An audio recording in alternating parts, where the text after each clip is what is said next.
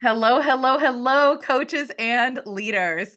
I have someone on that I'm a little bit of a fangirl of. I'm so excited. We're going to talk about all sorts of stuff, dysregulation and like why striking a balance is crap and all this stuff, like getting through the holidays while we have all this language around it. Anyway, we're going to talk about a ton of stuff. This is Dr. Jody Carrington is on with me. Yay. And I want to say something right at the beginning because I want everyone. I'm all about like setting expectations. So Dr. Jody loves to cuss, and I actually love to cuss too. And people don't really know this about me. And so this is going to be a thing that happens in this episode. And people, my beautiful listeners, you are not used to this about me. And so I just want to like prepare your ears for this amazing self-expression that we both have. So this is going to happen. Before we jump into the material, I would first of all want to welcome you to the show.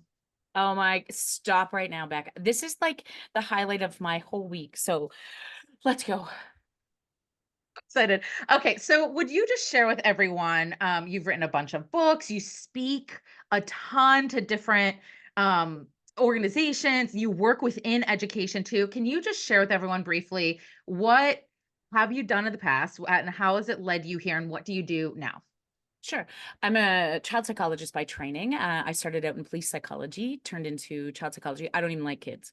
So I have three of my own. But I'm a big, so I'm kind of coming around, but I'm a huge fan of the people who hold them. Not such a big fan of little people, because if the big people aren't okay, the little people don't stand a chance. And so I was a civilian member in the police force, learned about organization and leadership and what happens when we don't look after our people. And then I did one of my first jobs was on a locked psychiatric inpatient unit for kids.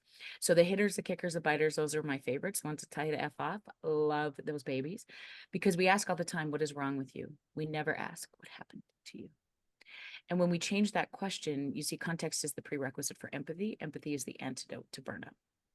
And so when I left there, we had our babies. I've found a husband and got who's lovely, by the way. And I got three babies, and we moved to this little town where he grew up, and I started to do a private practice, which is all I wanted to do, and coach hockey up here in Canada. And then I was consulting with schools on the really, really tough kids. And I would say, listen, look at my eyes. You are amazing to these babies. Do you know how much you matter to them? Tell me their story. What's their middle name? When's the last time they saw their mamas? And when we start to understand the stories, we get back to the best parts of us, which drew us into this human services business. And so then I was asked to speak to superintendents, and then around this country and now globally. And then I wrote a couple books, and they became national bestsellers. And then we got a book deal with HarperCollins, and now Feeling Seen's a bestseller. So one of the, I think, kids these days and teachers these days has become part of many curriculums across universities across Canada, in education programs. And I think there's some of the best books out there. Now, kids these days in particular is friggin' amazing. And when I read it, I'm like, this is so fucking good. And then if you watch me with my own personal children, you wouldn't buy the book. Okay.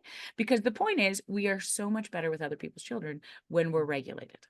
Mhm. Yeah. And that's the point of everything that I talk about, is that I believe to the core of me that every human being is good. I have not met a bad one yet, Mhm. but so many of us these days have lost access to it. Mhm. And our job, my job on my platform, and I know Becca, yours is the same, is just to help people get back to their good so that they don't go home feeling exhausted and unworthy and futile in their efforts, Mhm. because we are expanding beyond human scale in this moment, Mhm. and our bodies are not keeping up to the technological advances that our babies are being overwhelmed with, that our organizations are being snowed under with, and we should be tired. And so putting that context together for many educators around this globe has become such an important effort for me, because if the big people aren't okay, the little people don't stand a chance. And I just delivered my three babies, as I do every morning, to people like you. And you are the greatest impact, the greatest investment in our economy in this moment is not in kids. It is in the big people holding them. Education will become one of the most important investment pillars moving forward, because we're in a loneliness epidemic. And educators spend more waking hours during the run of a school week with our children than we do. And if the big people aren't okay, the little people don't stand a chance. Yes, all of that, yes. And the coaches and leaders listening, like, I'm sure they're like, "Yes, yes, yes, yes." Right? And we're all I love that you said, like, we should be exhausted, right? Like, let's expect to be exhausted, and now what? And prepare. Let's be proactive. How do we manage that? And I love you said empathy is the antidote to burnout. Mhm. And you Yeah. have work around empathy too. Oh, yeah. I mean, as a psychologist, this is the superpower in all of us, but you have to be regulated first. And so I think the thing, we talk a lot about curriculum around here and literacy and numeracy, which is such bullshit because here's the deal. You can have the finest pedagogical practices on the planet. You can have stuff shooting out of your whiteboards. Everybody got a Chromebook. If the kid is dysregulated, it is irrelevant because you cannot, not that you don't want to, you cannot learn. And the definition of emotional regulation, this is the greatest thing you will ever teach your own personal children or the babies that we have the privilege of hanging on to, is this concept of how to stay calm in times of distress. And when you bring a baby home from the hospital, they only got 3 ways to let you know what they need: fight, flight, or freeze. The job of big people, I think, the job of little people is to lose their freaking mind, right? Because the chaos is necessary to learn the calm. And in education in particular, we've put a high emphasis on getting people quiet. And if we're not quiet, you people start clapping. You do like this. And you start flicking lights off and like, 1, 2, 3, look at me. We want everybody quiet. But there's a big difference between quiet and calm. Yeah. And the chaos is necessary to learn the calm. And our children have never come into the classroom more chaotic than they are in this season. And so it is then the onus is on us in education to shift the focus on the way it's always been done, because that doesn't work anymore.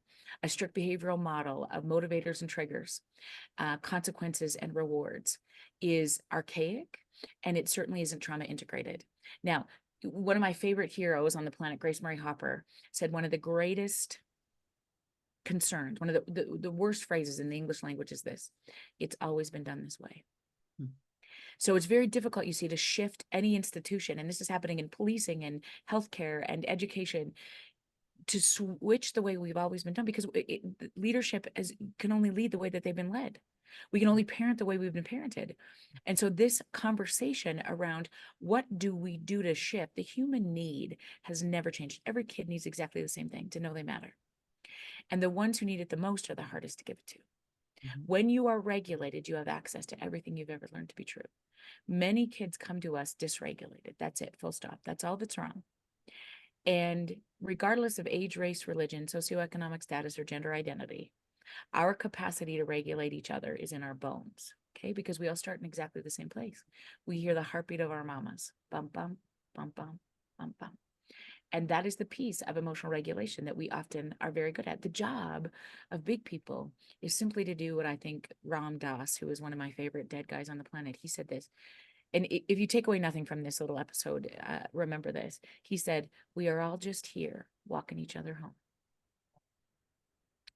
I don't think that I've ever met a more profound group of walkers than in the thousands of educators I've had the privilege of sitting with over the last decade, because you hang on to the biggest emotions in order to get back to the capacity to learn literacy and numeracy. If you're not good at that, if this is not what you signed up for, then get up. Mhm. And I say that with all the respect in my heart, because it will kill you.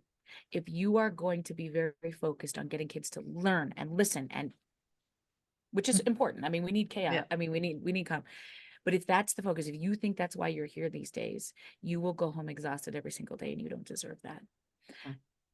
If you could get the top 3 kids in your head right now, I say this to people all the time: get the top 3 kids in your head right now who you taught, who you'll never forget. Right? So if you're driving or walking or running and listening to this podcast, get the top 3 kids in your head right now who you'll never forget. And I promise you, you'll be flooded with the students that you've, impacted.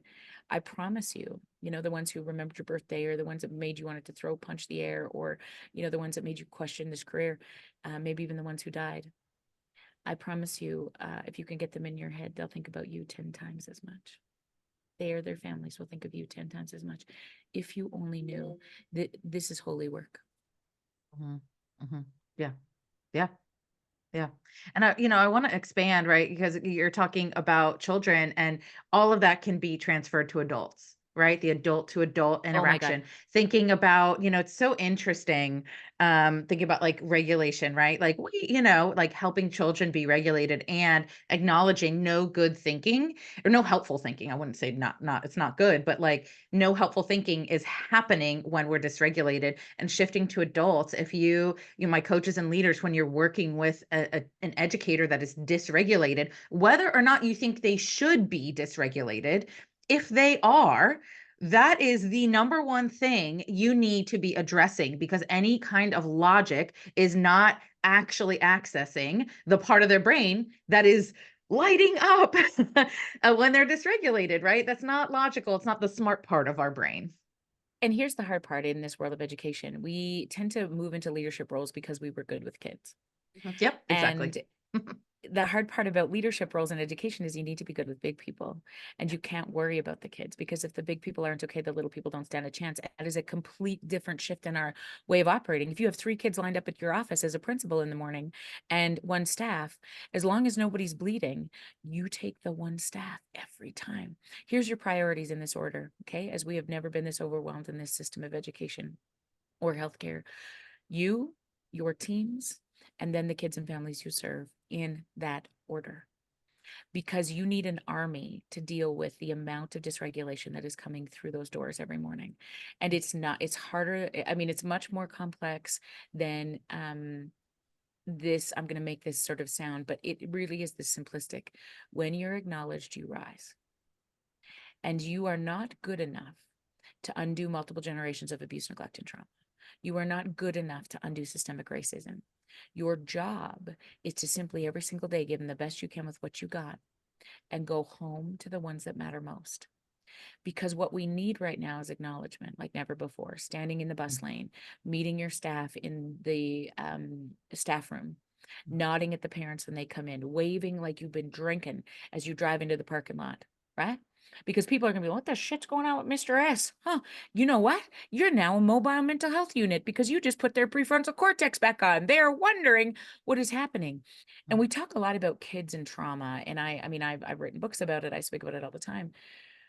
The focus, I think, moving forward is going to be really, when we're trauma integrated, to consider the corrective experiences. And the most recent research, we've talked a lot about ACEs in my books, so the adverse childhood experiences, what's really setting up kids to struggle in adulthood. The data that interests me more is what is the things that have to be in place that almost erase an ACE, or Mhm. can sort of assist in the process of re-regulating. And 50%, Narian and colleagues did the study in 2018 that would say some of the benevolent experiences, 10 of them, the kids can experience, that will then protect them or assist them in regulating emotion, sort of addressing traumatic experiences. 50% of those things on their list of 10 happen in the walls of a school. If a kid 0 to 18 can say things like this, I liked school, not I loved the literacy and the numeracy, but I was the best recycler. Mr. S waited for me every day. Wouldn't let anybody else touch that recycling but me. Did you like school? Yeah, I liked school. Did you have at least one adult who cared about you? Did you have opportunities to have a good time? Was gym fun? When you got to be invited into the chess club or leadership, or was it a good time? Those are the questions we're answering these days. And then we have access to teach kids pedagogical practices that they, of course, need to establish in this world. And I think establish well in this world. And I think oftentimes we're now throwing the baby out with the bathwater, whatever that means. I mean, there's a No, long history. I've always wondered what that meant too, but I say it. There's a long history, actually. Do you Oh. want me to tell you the story? Okay, Yeah, or I yeah, can totally. save it for another time. I'll tell you another time. But when there was very little bath water, the babies would get bathed last, and so it was dirty and gross, because the man of the house, historically, and colonialism particularly, got washed first, and so you would Cleanness, wait to the baby, and so then you would always throw that water out. So just be careful you don't throw the baby out. Mhm. So anyway, the issue for me in this regard is that I think then we're going to overcompensate to make everybody happy. Mhm. So we're trying to make everybody, like, everybody gets a medal.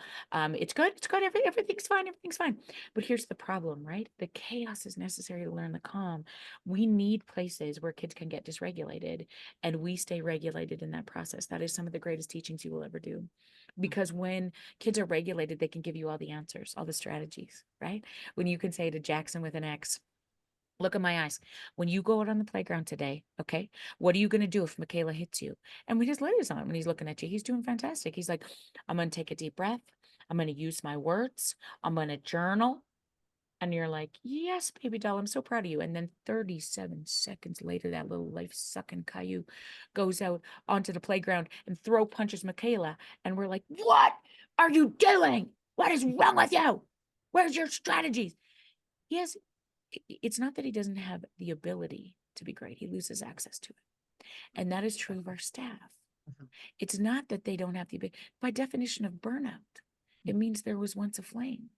Mhm. The greatest leaders on the planet understand that our job is to get our people back to the best parts of themselves, right? Not reward and consequence, recognize, give them all. You can get all the friggin' flowers and watches and pins and shit. It doesn't matter. Mhm. It's not nearly as important these days as acknowledgement. When you're acknowledged, you rise. When I can say, tell me more. What am I missing? When I understand I'm creating a dynamic in my system where my staff notices each other, when there's notes on each other's desks, when there's high shoes, I know that was shitty. I got you. I see you. Notes under windshield wipers. Like these don't even necessarily have to have monetary value. When you work with your parent councils and you say, listen, tonight when every teacher is away, I want us to get as many kids as we can to put chalk messages in their parking spots. You matter to me. You're important. This is where my favorite teacher parks. Those are the things where we start to acknowledge each other, you see, because we're so exhausted by the inundation of data that we look all the time and we don't see. We listen, but we don't hear. And the only thing we will never automate in our respective lifetimes is relationship and connection. The new AI for me is authentic interaction. Mm. Yeah. Yeah. I love that. And that's very much like, I loved your book, Feeling Seen. And it's really all about connection, like bringing connection, back into schools, really. And I think, there's a lot of conversation around like professionalism, and yes, and it's fun in other episodes. I'm not anti-professionalism. I just think we use it as an excuse not to connect. Well, why are those And two things at odds? You can right, be right, very, very professional. right. Like we're not saying like, and I think this is the biggest, clearest, the biggest sort of confusion is the idea of, can you be professional and kind? Oh my God, the most generous among us are the most boundaried. Mhm. This isn't that you cross every line on the planet. This is like, can you be real and authentic and know that the humans that you're walking home have a story that would crush your soul? And I think when we say professionalism, we're trying to protect our own hearts in that way, which is fair. We're not asking you to stay up late and give more. I mean, I've never met a teacher that hasn't lost sleep over the babies that they serve. I haven't met an educator who hasn't spent their own time and money and energy. Like some of the finest people on the planet, we need to protect you now more than ever. But it doesn't mean that those boundaries look like we keep people and kids farther away. Because, this is what I think the data is interesting. It is estimated that our great grandparents looked at their children 72% more of the time than we look at our babies today. And the only way you learn how to regulate emotion is somebody has to show you. I can't tell a baby, I can't text an infant and say, use your words. I have to be in the physical presence of another human being to say, okay, okay, okay, look at me, to get that neurophysiological system back on track. And if I think I'm going to do that on a Zoom call, if I think I'm going to lead my team on Zoom meetings, if I think I'm going to disconnect and give feedback over emails, Email. Mhm. it's not, it's easier. And we're losing our skill of interpersonal interaction. You watch what happens when you step into a elevator, everybody looks at their phones. Yep. Because here's the thing, whoever made this human race, and I'll tell you this, I've been doing this work as a psychologist for 20 years. Two rules are true about the human race. Number one, we are neurobiologically wired for connection. You disconnect from an infant, they die. Mm. Number two, the hardest thing we will ever do, despite the fact that we are neurobiologically wired for connection, is look at each other. Mm. And we've never had this many exit ramps. Mm. We have to do this on purpose. You think about the square footage of the house that your grandfather was raised in, and the square footage of the house in which we raise our babies, right? In one generation, we have lost the capacity to simply look and see. And the result of that, many people call a mental health crisis, is not true. It is a loneliness epidemic. Mhm. We are responding from a mental health perspective very understandably to being so isolated. 50% of kids, 1 in 2, would say in this moment, Dr. Vivek Murphy reported, he's your Surgeon General in the United States of America. He said, We are in a loneliness epidemic. 1 in 2 kids, adolescents would say in the last 7 days, they're not sure that a single adult cares for them. That is so critically important because loneliness is much more than a feeling. I can't produce well. I can't learn well if I feel lonely and isolated. You think about the last time you felt so lonely and unseen. It is not fodder for the best practices. I can't study well. I can't produce well. I can't find access to innovation and creativity. So when I think about that from kids, it breaks my heart. But I also think about that from staff. Do they know they matter? And this is true for senior leadership. I mean, if you are listening in this process, relationship knows no hierarchy. As a EA or an instructional aide, or, we call them different things in different states and provinces, the idea is, how do we get back to the humanity of it all? Which is like, thank you so much for being here today. Never underestimate the power of a compliment. You know what happens when you give a dad your kid's amazing, particularly the ones who have never heard that from a educator. You can not only change a life, you can save it. That's how powerful we are these days. This is what I love about being human. I've never been more excited to be alive in this season because the bar is so low. Because the bar is so low. Right. It's not hard. I said to my kids, so we have 3, our twins are 11. And I said, who's your favorite teacher? Okay. Mommy's going to speak to all these teachers all over the world. I want to know, like, what makes your favorite teacher? And they put their hand up. You people taught them how to do that. And I said, yes. What? And they said together, Mr. Seeley. I said, what do you mean? You had Mr. Seeley 3 years ago. What is it about Mr. Seeley? And they said, Mom, are you ready? And I was like, absolutely. He had a turtle. That's it. That's it. Nothing. Like, the bar is low. You are engaged. They think they matter. One of my favorite hockey coaches said this: you should see how fast I can get a kid to skate when I know the name of their dog. Interesting. Oh, that's Boom. so interesting. Woo! That definitely extends to coaches and leaders with teachers, right? See how You far teachers will go when you know the name of their dog, right? Or that their child is graduating this year, or right, or that like their just dad is little going things. through cancer, or that their relationship is just dissolved, or, whatever the deal is. It's not. And then people get pushed back, and I think that's where the professionalism comment comes in. Like, it's not my job to know everything. It's really unethical to don't be dumb. We're talking about the capacity to not lose the humanness in this holy work that we do. So when you authentically and genuinely care about another human being, you say these words a lot. Tell me more. What's the hardest part? What am I missing? And we have such a desire to fix emotional regulation. So we say things like, okay, calm down, take a deep breath. You got this. What is much more profound in the middle before we start to solve things is to hold space, to acknowledge. And sometimes it takes 30 seconds. Sometimes it takes 50 days. But it's never an end game, right? You ride this wave as a coach and a leader. I ride this wave as a psychologist all the time. Okay. Give me more. Tell me more. What's the hardest one? Okay. Yeah. And we want to jump to the fix way too soon. Zip it, Linda. You hold space as long as you can. Tell me more. What's the hardest part? You have a parent come into your office that is like, this is bullshit. I cannot believe that you give my kid this much homework. He is on 3 hockey teams and 2 soccer. Like, what do you think this is? Where's your teaching facilities around here? Do you even have a certificate? And you want to say, like, listen, tell me more. What's the hardest part here? And when you watch a parent, when you watch a staff member, a kid do this, they're starting to regulate. Now you have access to the best parts of them, and they can say things like, we can't get through this homework. Like, I didn't graduate myself. And I'm just really worried that if he's at his dad's every second weekend, if he doesn't graduate, like, we're fucked, okay? Because I can't afford university. Okay, Mama, I got it. Okay. I got it. Let's figure this out together. Okay. You got a smart kid on your hands, right? Well, let's set him up for second. Now I know more, right? Instead of somebody coming after my license and making a complaint to the board and going to the MLA. I don't know if you have MLAs, but like your government officials. Yeah. They're going to complain to shit.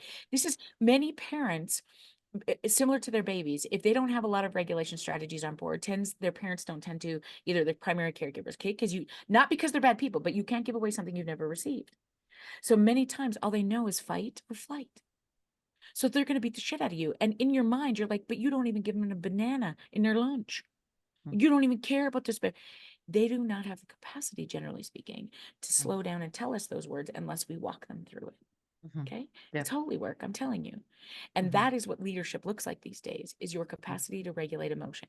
Your best leaders you've ever had in your world, if you can think about your best, right? Like if they've been at your church or in a volunteer organization, or it's your grandma, or it's your mom, or it's the best principal you've ever worked for.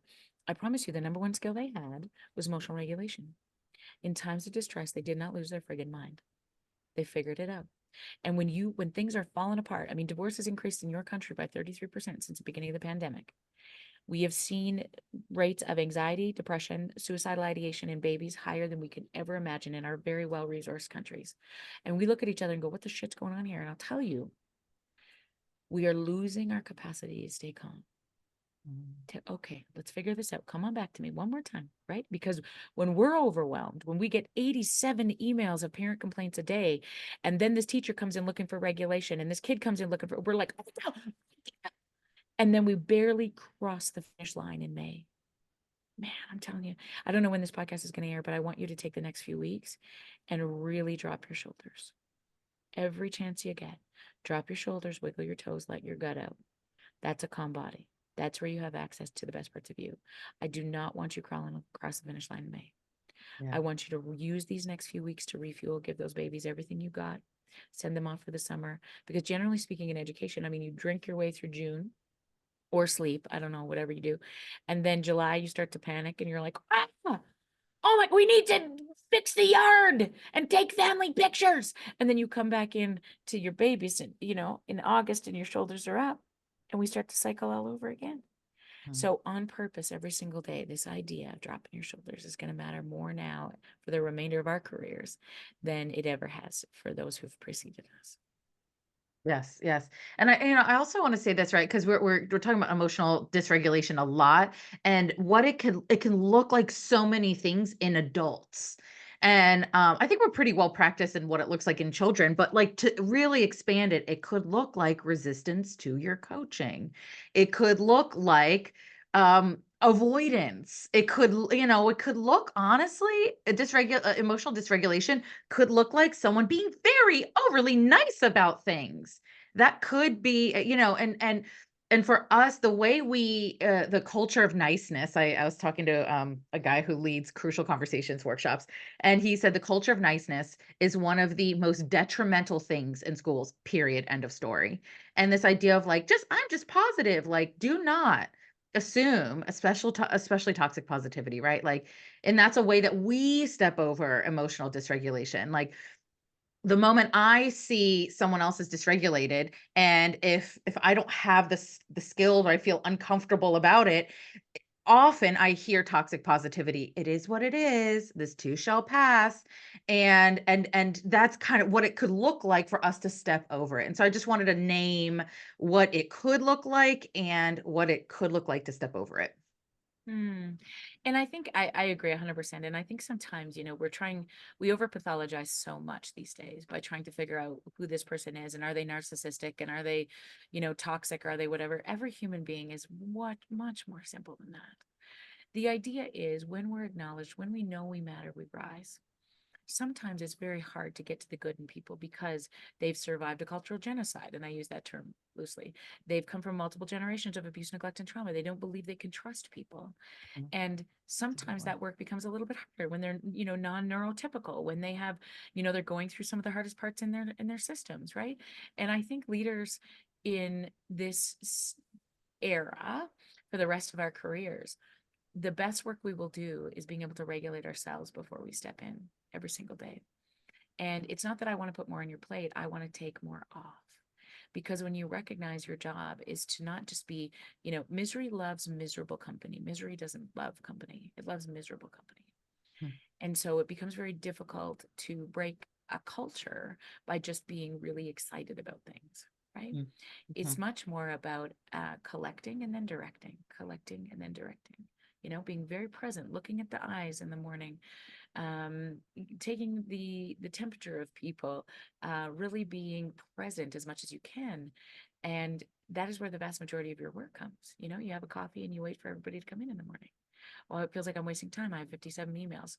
I know. it will pay off. And you do the best you can with what you got on any given day. I know the overwhelming nature of what this feels like. At the children's hospital, I would say this all the time. What do you want me to do? I have, 10 kids on a luck psychiatric inpatient unit, and 50 of them are the other 50 are losing their minds. Like, where you do the best you can with what you got on any given day. You are not good enough to undo this whole system because, I mean, I remind people of this all the time. This is a job. You are replaceable. It's a very important job in the history of the free world in this moment, but it is a job. And who you go home to matters most.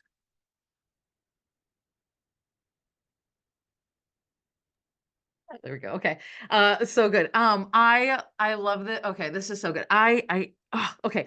I think we have to wrap up. I have so much more I want to talk with you about. So maybe we can like make a date to talk again, because even little stuff that I feel like we were just leading into why it's damaging to give the messaging of us going from one holiday to another. Like we just gotta survive until this holiday and survive Mm. until that holiday. And I feel like that's even a whole conversation itself. And I've been kind of dying to even talk about that. There's things that we've normalized saying in schools that I don't we don't actually have to normalize that. It doesn't have to be this way. We don't have to be like crawling into summer. It doesn't have to be this way. So I'd love to talk with you more about that. But Got it. I know we have to wrap up in this very moment. So for this episode, thank you so much for being here and sharing your brilliance. I love the way you speak about humanity and the importance of connection and just getting back to the fundamental human experience that education is. Yeah, I'm in.